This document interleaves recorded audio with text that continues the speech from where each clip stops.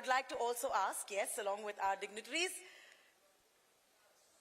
Amit Upadhyay, I would like to ask him to please come on stage and felicitate all our dignitaries this evening. Ladies and gentlemen, put your hands together for this luminous panel you see on stage.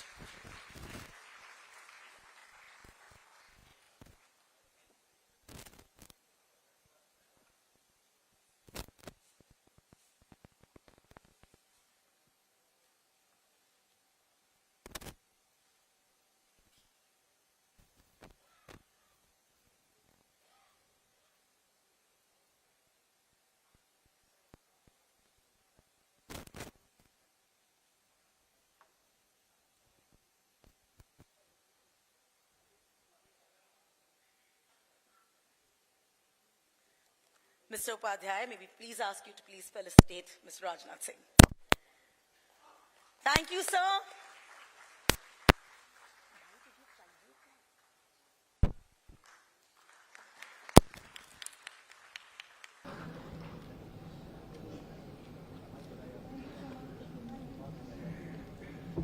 Congratulations, team, for a fab job well done.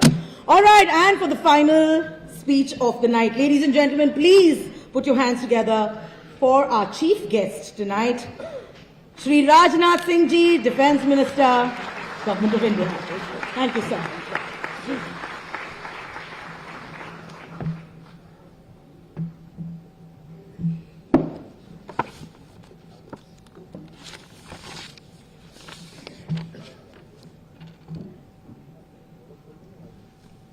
Maharashtra के dynamic chief minister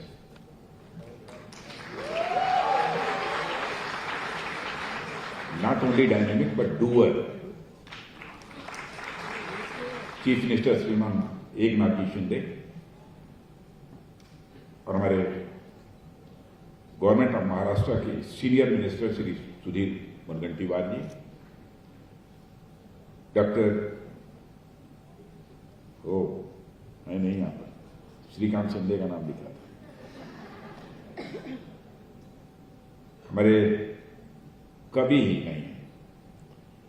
मैं मानता हूं जिसे कि ऐसा नौजवान जो कि भारत में नौजवानों की दिल की धड़कन है, ऐसे हमारे Kumar Vishwas, Shri Amit Upadhyay ji, editor in chief CSR journal, and Shri Uday Mahurkar ji, former central information commissioner, CSR excellence award के सारे डिस्टिंग्विश्ड विनर्स, फिल्म्स, स्पोर्ट्स और इंडस्ट्री से आए सारे विशिष्टजन, मीडिया के मेरे मित्रों, देवियों और सज्जनों, CSR जर्नल द्वारा आयोजित CSR जनरल एक्सीलेंस अवार्ड के इस एडिशन में आप सबके बीच उपस्थित होकर सचमुच मुझे बेहद खुशी है। कार्यक्रम का यह स्वरूप होगा इसकी मुझे कल्पना नहीं थी, लेकिन आज जिन लोगों को अवार्ड मिला, सारे अवार्डी जितने हैं वो सभी समाज को किसी न किसी तरीके से वो कंट्रीब्यूट करने वाले लोग हैं। इनमें सारे अवार्डीज को अपनी तरफ से मैं हार्दिक बधाई देता हूं। यह अवार्ड जिन इंडिविजुअल्स और इंस्टीट्यूशंस को मिल रहा है, मैं उन इंस्टीट्यूशंस को भी अपनी तरफ से कांग्रेचुलेट करता हूं और मैं ऑर्गेनाइजर को धन्यवाद देता हूं जो आप सबने मुझे यहां पर अपने बीच आमंत्रित किया है। साथियों, मैंने अभी 10 दिन पहले CSR से रिलेटेड एक प्रोग्राम में मैंने शिरकत की थी और उस प्रोग्राम में मैंने अपने विचारों को रखते हुए कहा था और मैंने मेंशन किया था उसमें कि कारपोरेट सोशल रिस्पांसिबिलिटी यानी CSR किसी प्रकार कारपोरेट के द्वारा लीगली मैंडेटेड टैक्स देने से बिल्कुल अलग है। आप लोग पर्सनल इनकम टैक्स देते हैं, कारपोरेट टैक्स देते हैं, GST देते हैं, अपने वर्कर्स को आप सैलरी देते हैं, अपने शेयर होल्डर्स को आप डिविडेंड देते हैं, साथ ही साथ आप देश की इकोनॉमी को चलाने में बहुत ही इंपॉर्टेंट रोल भी प्ले करते हैं। जब आप कभी अपनी सारी लीगल रिस्पॉन्सिबिलिटी फुलफिल करते ही हैं तो फिर आखिर अलग से सिटीजन और कारपोरेट सोशल रिस्पॉन्सिबिलिटी की क्या जरूरत आ रही है। साथियों, ये हमारे राष्ट्र और समाज का सौभाग्य है जिसे आप सब जैसे सोशली कॉन्शियस कारपोरेट्स और सिटीजन्स मिले और समाज में अपनी रिस्पॉन्सिबिलिटी के प्रति आप बिल्कुल नहीं सकते हैं।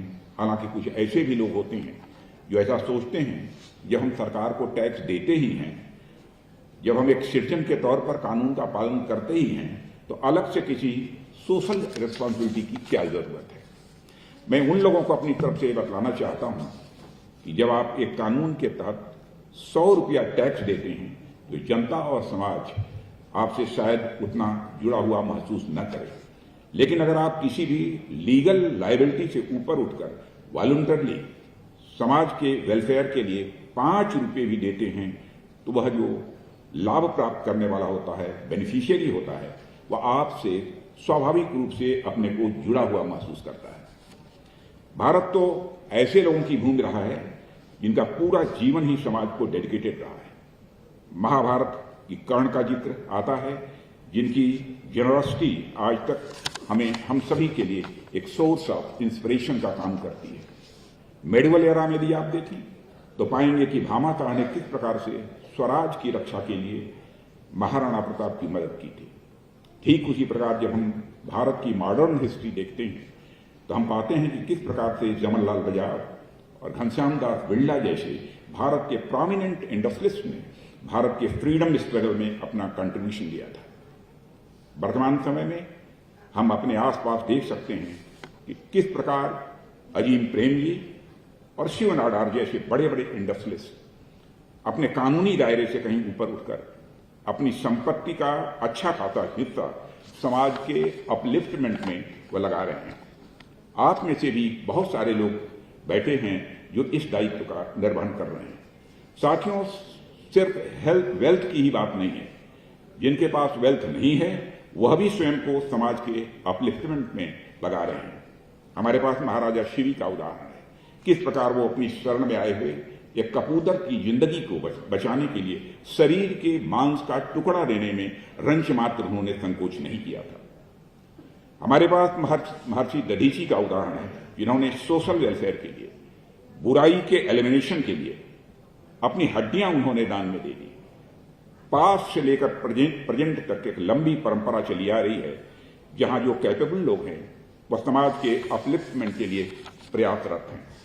साथियों, हम सब सोशल बीइंग, एक सामाजिक प्राणी हैं और हमारे आस पड़ोस में लोग रहते हैं। आपने देखा होगा जब भी हमारे पड़ोसी के यहां कोई प्रॉब्लम होती है, जब भी कोई ऐसी अनफॉर्चुनेट घटना घटित होती है जहां उनके ऊपर प्रॉब्लम आती है, तो हमें कोई कानून नहीं कहता कि हम उसकी हेल्प करें। हम वॉलंटरली उनकी हेल्प करते हैं। साथियों, सिर्फ पड़ोसी ही नहीं बल्कि स्ट्रेंजर्स यानी कोई अजनबी के साथ भी हमारी आत्मीयता जुड़ी होती है। मान लीजिए कि कोई व्यक्ति सड़क पर घायल पड़ा है, तो हमें कोई भी कानून हमें यह बाध्य नहीं करता है कि हम उसकी मदद करें और उसे अस्पताल में पहुंचाएं। यह तो हमारी ह्यूमैनिटी है और उस अजनबी के प्रति हमारी आत्मीयता का भाव है कि हम उस व्यक्ति की मदद करते हैं और उसे अस्पताल तक पहुंचाते हैं। हमारी, आपकी, हम सबकी एक शेयर्ड ह्यूमैनिटी है जिसमें हम प्रत्येक व्यक्ति को अपने परिवार का सदस्य मानते हैं। और भारत के ऋषियों और मनीषियों ने तो भारत को ही नहीं बल्कि पूरे विश्व की धरती को अपने परिवार का सदस्य मानते हुए वसुधैव कुटुंबकम का संदेश दिया है। धरा पर रहने वाले सारे लोग हम एक ही परिवार के सदस्य मानते हैं, ऐसी अवधारणा में हम सभी विश्वास करते हैं। और हमारे यहां तो ऋषियों और मनीषियों ने भी कहा है, यत् पिंडे तद ब्रह्मांडे, जो पिंड में है वही ब्रह्मांड में है, जो जड़ में है वही चेतन में है, जो छोटे में है वही बड़े में है, जो मेरे में है वही तेरे में है। और इसी भाव से लोग अपना कंट्रीब्यूशन करते हैं। हम पूरी दुनिया के प्रत्येक व्यक्ति को किस धरती मां का पुत्र मानते हैं, इसलिए हमारे अंदर यह भाव रहता है कि हम जितना ज्यादा हो सके उतना ज्यादा किसी के लिए कुछ न कुछ करें। अब साथियों, प्रश्न यह है कि कोई भी व्यक्ति या फिर कोई भी संस्था अपने लीगल लायबिलिटी से ऊपर उठकर समाज व देश के लिए एक्स्ट्रा इफर्ट्स क्यों करे? आप में से कई लोग रूरल बैकग्राउंड से भी संबंध रखते होंगे। आपने देखा होगा कि आज से कुछ वर्ष पहले तक जब गांव में शादियां होती थी तो वे शादियां कम्युनिटी इवेंट हुआ करती थी। कोई अपने घर से चारपाई लाता था, कोई अपने घर से फूड ड्रिंक्स लाता था, कोई अपने घर से तेल लाता था। तरह तरह से जिस परिवार में शादी होती थी उस परिवार की वह मदद करते थे और वह पूरे गांव की वह शादी समझी जाती थी। केवल एक परिवार की शादी वो नहीं रह जाती थी। बिना किसी लीगल लायबिलिटी के सारे काम होते थे, क्योंकि उनके बीच एक भाईचारे फ्रेटर्निटी का एक भाव था, एक सेंस ऑफ कम्युनिटी थी। इस कारण लोग अपने अपने दायित्व का निर्वहन करते थे। हालांकि कई ऐसे लोग हैं जो इस भाईचारे के भाव वाली बात को एक्सेप्ट नहीं करते हैं। ऐसे लोग हर चीज के पीछे एक प्रैक्टिकल और एम्पेरिकल आर्गुमेंट मांगते हैं। उन्हें ऐसा लगता है कि my money, my time, my benefit. यदि मैं अपना पैसा या समय दूसरों को दे रहा हूं, इसमें मेरा क्या बेनिफिट है, इस नजरिए से देखते हैं। अगर स्वार्थ के पर्सपेक्टिव से देखा जाए, जो कि नहीं देखना चाहिए, लेकिन फिर भी अगर आप बेनिफिट की दृष्टि से भी देखें तो आप देखिए कि मनुष्य के पास दो तरीके के समाज में रहने की पॉसिबिलिटी है। पहली पॉसिबिलिटी तो यह होती है कि आप एक ऐसे समाज में रह रहे हों जहां पर कोई किसी की मदद नहीं करता है। आप यदि सड़क पर इंजर्ड भी पड़े हैं तो आपको कोई नहीं उठाने वाला। जब तक पुलिस नहीं आएगी तब तक आप ऐसे ही सड़क पर इंजर्ड पड़े रहेंगे। अगर आप हॉस्पिटल गए और एक डॉक्टर की ड्यूटी आवर समाप्त हो चुकी है तो आपका इलाज भी नहीं करेगा, वह अगले दिन अपने ड्यूटी आवर पर ही आपका इलाज करेगा। अगर आप उस समाज में रहते हैं तो आपके बीमार होने पर आपका पड़ोसी भी आपके पास नहीं आएगा। आपके शिक्षक भी अपने पढ़ाने के समय के बाद आपको किसी भी जरूरत के लिए आपके पास नहीं समय देंगे। वैसे समाज में किसी सैनिक को वेतन के अलावा भी कोई सम्मान नहीं मिलेगा। जहां जो सक्षम लोग हैं वह एनवायरमेंट की चिंता किए बिना 10-15 गाड़ियां खरीद करेंगे। उनके परिवार के 10-15 सदस्य एनवायरमेंट की चिंता किए बिना अलग अलग गाड़ियों से निकलेंगे, पॉल्यूशन और ज्यादा होगा। तो साथियों, यदि आप ऐसे समाज में रहना चाहते हैं जहां पर लोगों में सामाजिक नैतिकता या सोशल मॉरलिटी न हो, जहां लोग सिर्फ लीगल ऑब्लिगेशन के तहत काम करें, तो क्या ऐसा समाज रहने लायक होगा? तो जो लोग हर चीज को प्रैक्टिकल और जो नैरो सेल्फिश बेनिफिट की दृष्टि से देखते हैं, वही एक बार सोच कर देखें कि यदि उन्हें ऐसे समाज में रहने का मौका मिला तो क्या वह ऐसे समाज में रहना उन्हें मंजूर है? और दूसरी तरफ ऐसे समाज की कल्पना कीजिए जहां पर हर कोई यथासंभव एक दूसरे की हेल्प करने को तैयार है, जहां सोशल ट्रस्ट हाई है और एक शेयर्ड सेंस ऑफ कम्युनिटी है, जहां पड़ोसी, डॉक्टर, शिक्षक, अधिकारी, जनप्रतिनिधि, हर व्यक्ति अपनी लीगल ऑब्लिगेशन से कहीं अधिक आगे जाकर आपकी मदद करता है।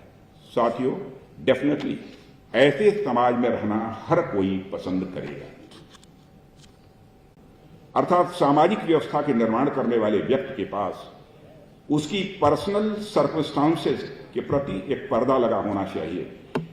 यानी उसे यह नहीं मालूम होना चाहिए कि ऐसे समाज में उसका क्या स्थान होगा।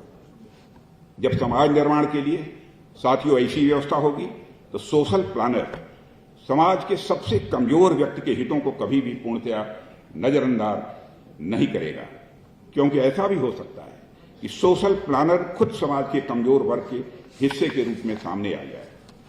साथियों, रॉल्स का यही सिद्धांत सीधे तौर पर तो नहीं, लेकिन किसी न किसी रूप में हमें महात्मा गांधी के अंत्योदय के विचार में भी दिखता है, जहां उन्हें समाज के सबसे आखिरी छोर पर खड़े व्यक्ति के अपलिफ्टमेंट के बारे में यहां उन्होंने बात की है। ध्यान रहे, हम में से कोई भी किसी समय पर समाज का सबसे कमजोर व्यक्ति हो सकता है। इस जीवन के यथार्थ को हमको नहीं भूलना चाहिए। अब मान लीजिए एक स्थिति की कल्पना करते हैं, यदि दुर्भाग्यवश कोई व्यक्ति सड़क दुर्घटना में सड़क के किनारे घायल पड़ा है, तो उस समय समाज का सबसे कमजोर व्यक्ति यदि कोई है, चाहे कितना भी बड़ा धनाढ्य क्यों न हो, यदि सड़क के किनारे वह घायल पड़ा है, तो मैं समझता हूं समाज का सबसे कमजोर व्यक्ति वही है। यह कोई मायने नहीं रखता उस व्यक्ति के पास कितना पैसा है, वो व्यक्ति कितना शक्तिशाली है, वह किस पद पर है। उस समय यही मायने रखता है कि उस व्यक्ति को with in an hour hospital नहीं पहुंचाया गया तो उसके प्राण जा सकते हैं। उस समय ऐसा भी हो सकता है कि एक ऐसा व्यक्ति आए जो आपसे पैसे, पद और शक्ति के मामले में बहुत कम हो, लेकिन वह आपकी मदद करके आपका जीवन बचा ले। इसलिए साथियों, यदि रॉल्स के सामाजिक न्याय के सिद्धांत, सोशल जस्टिस के सिद्धांत पर हम बात करेंगे तो हम निश्चित रूप से एक ऐसे समाज का निर्माण करना चाहेंगे जहां पर सोशल हार्मनी हो, जहां प्रेम हो, जहां के लोगों में फ्रेटर्निटी का भाव हो। साथियों, यही भाईचारे का भाव जब ऊपर से रिस कर नीचे पहुंचता है, यह बहुत ही अद्भुत लगता है। जैसे जब कोई शक्तिशाली व्यक्ति समाज के कमजोर व्यक्ति की मदद करता है तो मानवता पर विश्वास स्वाभाविक रूप से और अधिक बढ़ जाता है। हालांकि ऐसा बिल्कुल नहीं है कि मुझे आप लोगों की सोशल रिस्पॉन्सिबिलिटी के ऊपर कुछ बताने की जरूरत थी। आप लोग बहुत पहले से समाज के अपलिफ्टमेंट के लिए, राष्ट्र के विकास के लिए अपने लीगल ऑब्लिगेशन से भी ऊपर उठकर समाज के लिए कंट्रीब्यूशन आप देते आ रहे हैं। और साथियों, यहां अब कुछ बातें विशेष रूप से कॉर्पोरेट सोशल रिस्पॉन्सिबिलिटी यानी CSR के ऊपर भी मैं करना चाहूंगा। मान लीजिए किसी व्यक्ति ने साइकिल रिपेयरिंग का एक छोटा सा बिजनेस खोल रखा है। अब जब उसका बिजनेस अच्छा चलने लगेगा तो अपनी दुकान को बढ़ाता गया, 2 दुकान, 3 दुकान, 10, 15, 100 और बाद में उसने एक पूरी रिपेयरिंग की एक चेन ही शुरू कर दी और उसका टर्नओवर लगभग 100 करोड़, 200 करोड़, 500 करोड़ तक पहुंच गया।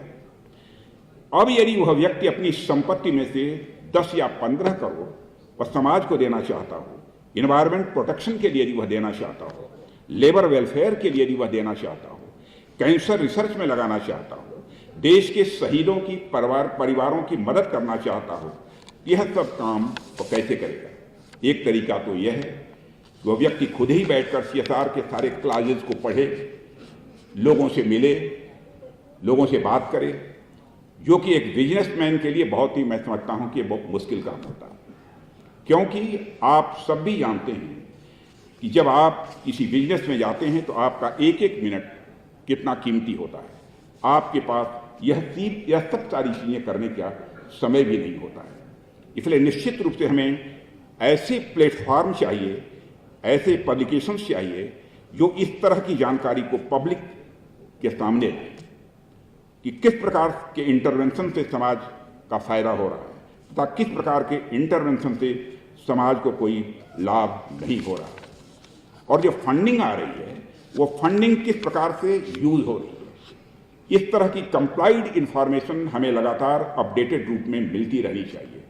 ऐसे में भूमिका आती है CSR जर्नल की, ऐसे में भूमिका आती है CSR जर्नल की, जो यह प्लेटफॉर्म द CSR जर्नल प्रदान करता है, जो ऐसे अनेक लोगों को इंस्पिरेशन या इंफॉर्मेशन देता है यह CSR जर्नल, ताकि वह आगे आएं और समाज के उत्थान के लिए अपना कंट्रीब्यूशन दें। साथियों, 2014 की कुछ घटनाएं मैं बहुत महत्वपूर्ण मानता हूं। उसी वर्ष हमारी सरकार आई थी पूरे देश में। उस समय आपने देखा होगा एक नया जोश था, एक विश्वास था, और उसी विश्वास और जोश के साथ 2014 में CSR जर्नल की भी शुरुआत हुई थी, यह जानकारी मुझे दी गई। और अपनी स्थापना के समय से ही यह CSR जर्नल ने सूचना के माध्यम के रूप में काम किया है, और सूचना के केंद्र के साथ साथ जिस प्रकार से एक प्रेरक तत्व के रूप में, एक इंस्पिरेशनल सोर्स के रूप में CSR जर्नल ने काम किया है, वह निश्चित रूप से सराहनीय है। और मैं इस जर्नल के जितने भी काम करने वाले लोग हैं, सारे लोगों को अपनी तरफ से मैं बधाई देता हूं। और साथियों, अब जब सोशली कॉन्शियस सिटीजन एवं कॉर्पोरेट के माध्यम से समाज को इतना योगदान मिल रहा है, तो यह समाज की रिस्पॉन्सिबिलिटी है कि योगदान देने वाले लोगों को रिकॉग्नाइज करें, योगदान देने वालों को सम्मान दें। हालांकि जो लोग समाज के प्रति यह कंट्रीब्यूशन कर रहे हैं वह ऑलरेडी अपने फील्ड के बहुत सफल लोग हैं और उन्होंने एक मुकाम भी अपनी जिंदगी में हासिल किया है, लेकिन फिर भी उन्हें रिकॉग्नाइज करने की आवश्यकता इसलिए है क्योंकि यहाँ एक व्यक्ति को नहीं बल्कि सामाजिकता की उस भावना को रिकॉग्नाइज किया जा रहा है, उन संभावनाओं को रिकॉग्नाइज किया जा रहा है जिसे उन्होंने मूर्त रूप दिया है, और इसके लिए CSR जर्नल यह बधाई का पात्र है। साथियों, CSR जर्नल पब्लिकेशन अपने क्षेत्र के सबसे प्राइम पब्लिकेशंस में से एक है, और हम सब जानते हैं कि बहुत अच्छा काम भी यह जर्नल कर रहा है। फिर भी मैं अपनी तरफ से कुछ सजेशंस CSR जर्नल्स के लिए मैं देना चाहता हूँ। पहला सुझाव हमारा यहाँ पर यह है कि प्रेजेंट सिटीजन्स जो कि प्रेजेंट यहाँ पर सिटीजन्स हैं, कॉरपोरेट्स हैं, उनके लिए, चाहे सरकार हो या आप सब, हमारा मूल उद्देश्य एक बेहतर समाज की स्थापना है। अतः यह उचित प्रतीत होता है कि आपके सोशल रेस्पॉन्सिबिलिटी इंटरवेंशंस और गवर्नमेंट प्रोग्राम्स की सिनर्जी का लाभ उठाने के लिए कन्वर्जेंस पर ध्यान दिया जाए। द CSR जर्नल इस पर फोकस कर सकता है, ऐसा मेरा मानना है। दूसरा सुझाव है कि आप सभी जो सामाजिक कार्य करने वाले या फिर CSR जर्नल पढ़ने वाले लोग हैं, यहाँ पर वैल्यू ऑफ मनी को समझने वाले लोग हैं, biggest bang for the buck, इसे आप सब खूब अच्छी तरह समझते हैं। यही सिद्धांत हमें परमार्थ में भी अपनाना होगा। अर्थात हम यदि कॉरपोरेट सेक्टर के लिए CSR कर रहे हैं, अर्थात हम यदि कॉरपोरेट सेक्टर के लोग CSR कर रहे हैं, तो जिस प्रकार से हम अपनी कंपनी के लिए इफेक्टिव रिसोर्स यूटिलाइजेशन की बात करते हैं, उसी प्रकार से हमें अपने सोशल रेस्पॉन्सिबिलिटी इंटरवेंशंस की इफिशियंसी पर भी ध्यान देना होगा। The CSR journal post intervention outcome audit पर और ध्यान देकर इसमें अपना योगदान दे सकता है, ऐसा मेरा मानना है। तीसरा, मैं आपका ध्यान दिलाना चाहूंगा ग्लोबल सिनेरियो क्या है, इस पर भी आप विचार करें, यह मेरा आपसे आग्रह है।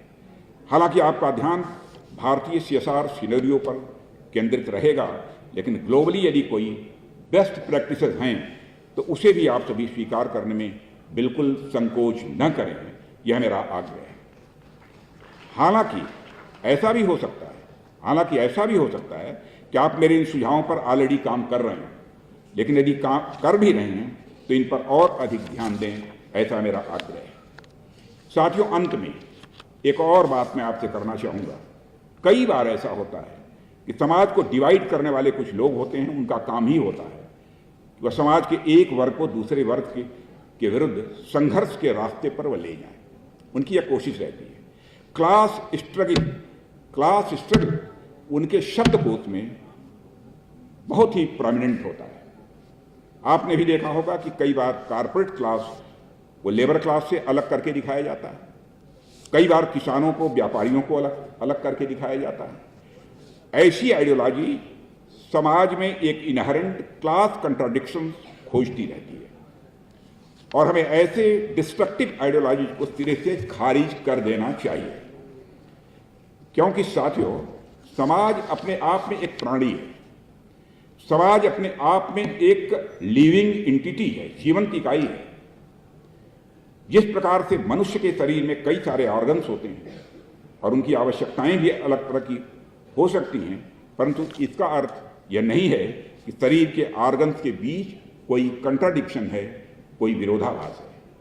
ठीक उसी प्रकार समाज में भी अलग अलग लोग होते हैं, अलग अलग क्लास के लोग होते हैं, जिनके अलग अलग काम भी होते हैं, परंतु सभी लोगों और वर्गों के एक्शंस एंड इंटरेस्ट के समन्वय से ही समाज बनता है।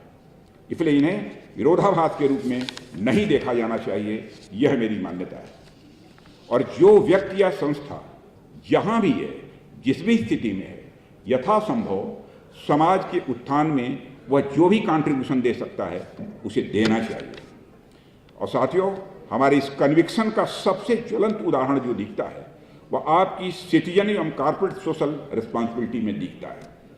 इसलिए जिस तरीके से आप समाज के निर्माण और उसके अपलिफ्टमेंट में आप सब लगे हुए हैं, उसके लिए मैं केवल आपकी प्रशंसा ही नहीं करता हूं, बल्कि आपकी मैं भूरी भूरी प्रशंसा करता हूं, और आप सभी को मैं धन्यवाद देना चाहता हूं।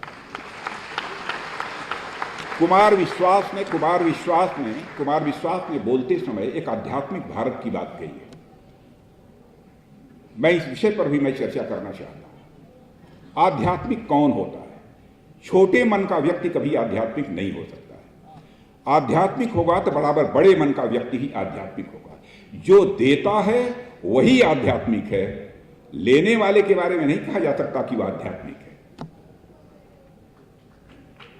बड़े मन का ही व्यक्ति आध्यात्मिक हो सकता है। आप में से सारे लोगों ने कम से कम हाई स्कूल तक तो मैथमेटिक्स पढ़ी हुई थी। मेरा यह मानना है कि जिसका मन जितना ही बड़ा होता चला जाएगा उतनी ही अधिक वह जीवन में आध्यात्मिक ऊंचाइयों को हासिल करता चला जाएगा। तो जो कार्य आप ये कर रहे हैं आध्यात्मिक है। यदि मैथमेटिक्स आपने पढ़ा है तो मैथमेटिकल फॉर्मूला में मैं आपके सामने रखना चाहूंगा। Let us consider that your मन इज अ सर्किल। थोड़ी देर के लिए मान लीजिए मन कभी सर्किल हो नहीं सकता है, but for the time being let us consider that your मन इज सर्किल। मन इस सर्किल को जितना ही बड़ा करते चले जाओगे, in the same ratio magnitude of सुख, मैग्नीट्यूड ऑफ आनंद, मैग्नीट्यूड ऑफ परमानंद बढ़ता चला जाएगा। Circumference of man is directly proportional to the magnitude of sukh. Circumference of man is directly proportional to the magnitude of anand.